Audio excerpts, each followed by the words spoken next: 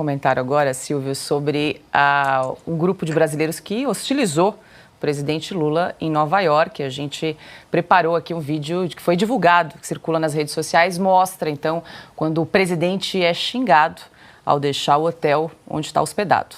Dá uma entrevista para nós, presidente. Quer ficar lá em Cuba? Presidente, não anistia política, presidente. Não me empurra. Não, aqui você não pode me empurrar, tá bom? Não me empurre. Não me empurre. Ladrão. Ladrão. Aqui você não encosta a mão. Não encosta a mão. Não encosta a mão, ok?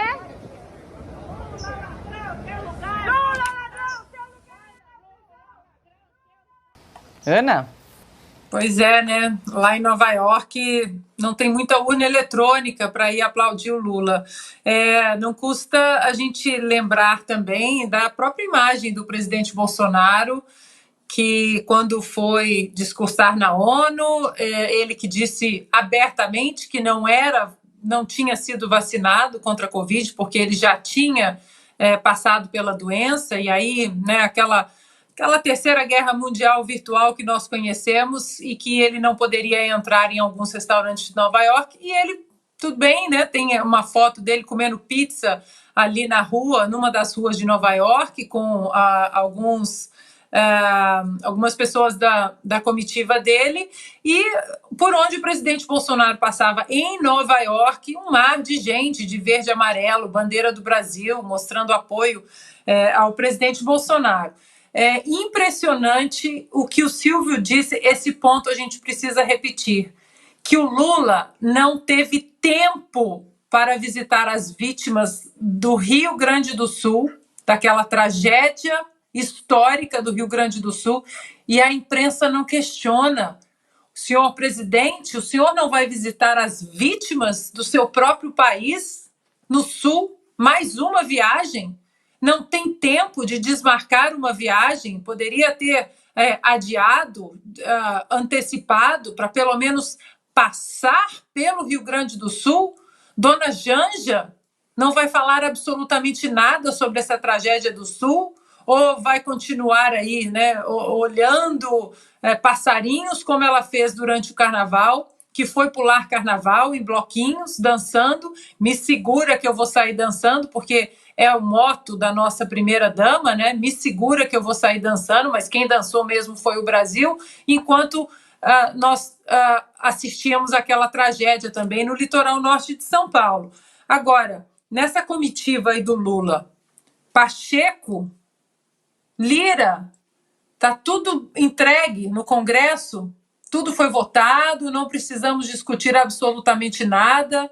Não, mas vamos passear em Nova York, né? Porque o capitalismo malvadão, ele tem um lado muito bom, que os socialistas e os comunistas amam. Tanto que o comunista Mora, agora que está na presidência da República, quer um avião novo pago com o nosso dinheiro. Agora,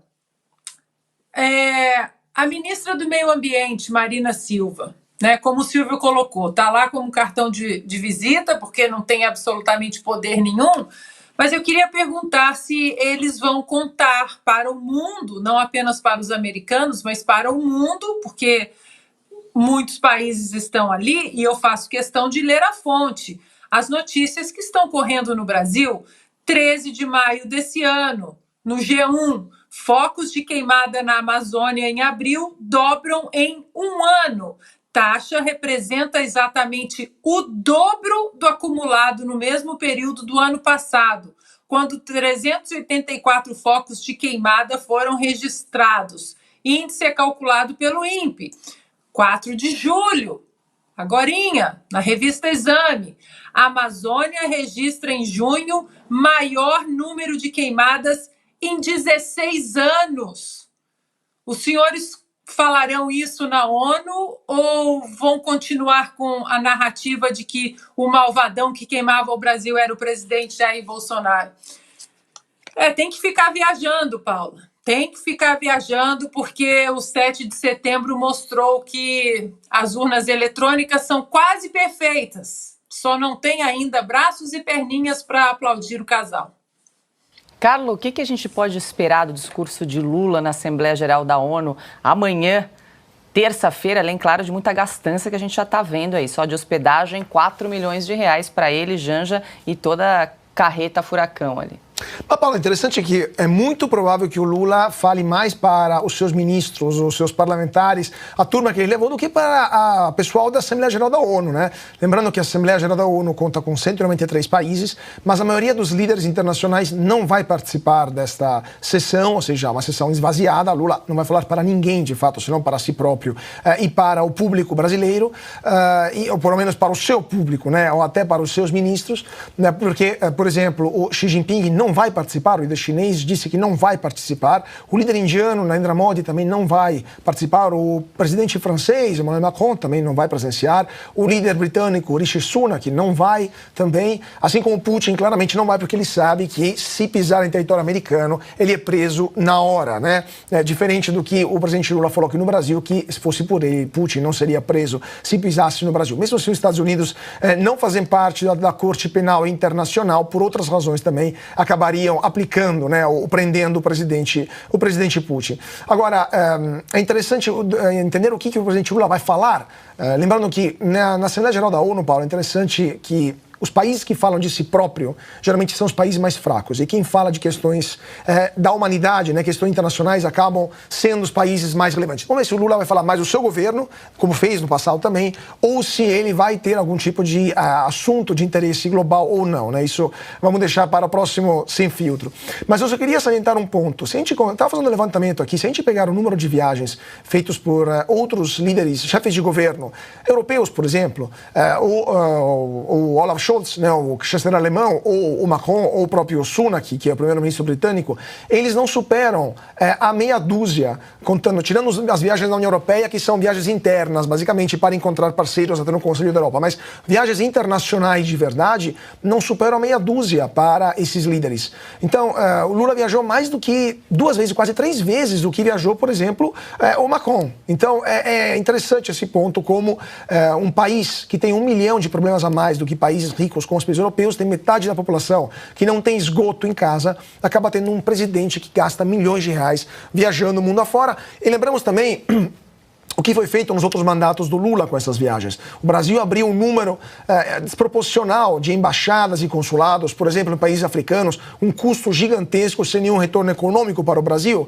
O Brasil também tentou, de todas as formas, mudar a dinâmica das relações internacionais, passando vergonha muitas vezes, né? No caso do Irã, por exemplo, ou no caso também do Oriente Médio, a tentativa de mediação entre Israel e Palestina, entre outros exemplos dos mandatos anteriores. Então, a pergunta que fica é, faz sentido tudo isso? Faz sentido gastar tanto dinheiro do contribuinte brasileiro para viagens internacionais que, com essa corte de sindicalistas... Porque imagina só se o Olaf Scholz, quando ele veio para o Brasil, ele trouxe algum sindicalista alemão? Vimos que o sindicato alemão é fortíssimo. Não trouxe empresários para cá. Ou seja, Olaf Scholz, o primeiro-ministro alemão, veio para o Brasil, depois foi para a Argentina também. Aliás, antes para a Argentina, depois para o Brasil, para fazer negócios. Isso faz sentido, né? Traz um benefício para o seu país. Lula não poderia fazer o mesmo, porque levar empresário para Cuba, por si só, né, é um contrassenso. Então, ele para Cuba só podia levar junto no avião sindicalistas. Agora, para os Estados Unidos também vai encontrar o Biden com grupos de sindicalistas. A pergunta é o que eles vão falar para o presidente americano também, né? Considerando que nem no Brasil eles conseguem regulamentar o trabalho de aplicativos americanos como Uber, por exemplo, porque os próprios trabalhadores não querem ser sindicalizados e não querem passar a ser CLT. O último ponto que eu queria salientar também é, a gente vê o vídeo das contestações contra o presidente Lula em Nova York, é sintomático, né, Paula? As senhoras lá, a maioria eram as mulheres, né, que estavam protestando, não eram homens, não eram marmanjos, não estavam sendo violentos, e uma senhora falou, aqui você não me empurra, aqui você não tem poder, porque isso é sintomático do que, como a população percebe isso. No Brasil, protestar é quase proibido. No Brasil, protestar é um risco para a sua incolumidade. Você pode ser preso por expressar as suas opiniões, mesmo de forma pacífica. E nos Estados Unidos, eles sabem que não há jurisdição que chegue até lá, jurisdição, por exemplo, de tribunais superiores que abusam muitas vezes do direito, né? Para tentar silenciar muitas vezes o protesto. Então, nos Estados Unidos o protesto ainda é livre, nos Estados Unidos aqui você não me empurra, no Brasil, evidentemente, ainda temos um problema sério para demonstrar descontentamento com o governo, mas pelos sinais que a gente está vendo, vindo até de entidades, né, de órgãos, até de pessoas, assim, de procuradores, como falamos antes, os tempos estão mudando. Os tempos estão mudando. Vamos ver se também aqui no Brasil não poderá ser empurrado uma senhora protestando contra um líder político.